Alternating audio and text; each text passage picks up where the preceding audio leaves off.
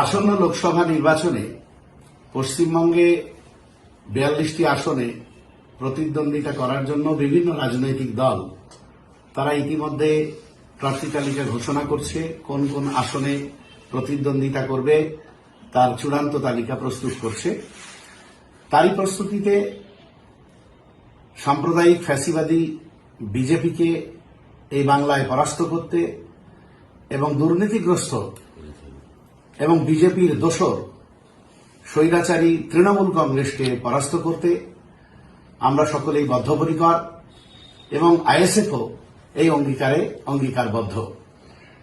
সেটাকে লক্ষ্য রেখেই বিগত বিধানসভার মতোই আমরা বামেদের সঙ্গে আলোচনার রাস্তায় গিয়েছি এবং সেই মোতাবেক পরপর 3টে বৈঠক আমাদের হয়েছে।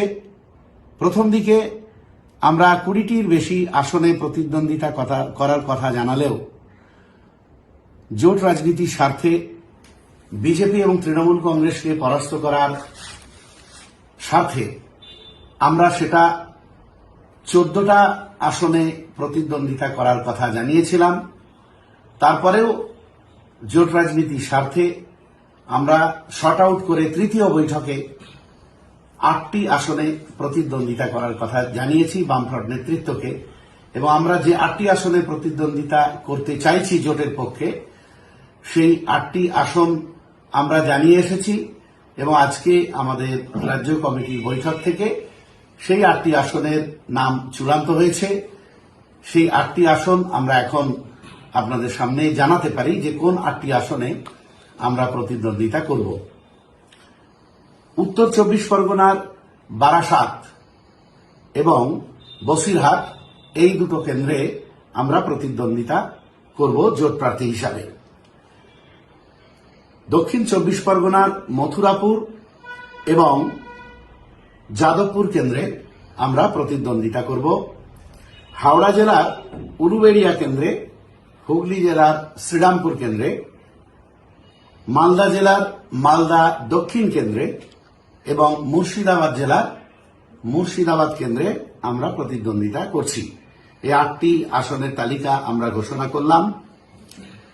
সেই সঙ্গে আর একটা বিষয় আপনাদের জানিয়ে রাখছি, এই 8টার মধ্যে জোটের স্বার্থে যাদবপুর কেন্দ্র থেকে আমরা সরে আসতে পারি একমাত্র বামফ্রন্টের প্রার্থী যদি বিশিষ্ট আইনজীবী জনদরদী বিকাশ রঞ্জন ভট্টাচার্য প্রার্থী হন।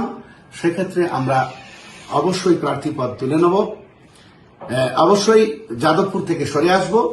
সেক্ষেত্রে পরিবর্তে বালুরঘাট, জয়নগর অথবা ঝাড়গ্রামের মধ্যে কোনো একটা আসন আমরা দাবি করব শরিক হিসাবে।